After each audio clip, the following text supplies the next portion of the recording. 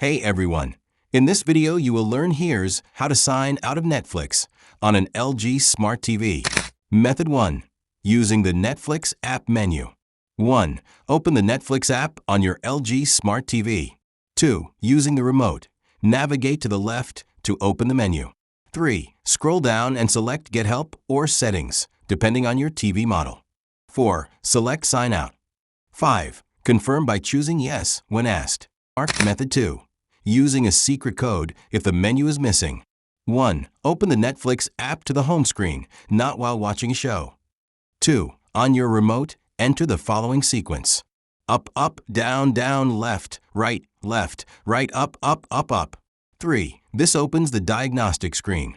4. Select Sign Out, Deactivate, or Reset, depending on your TV.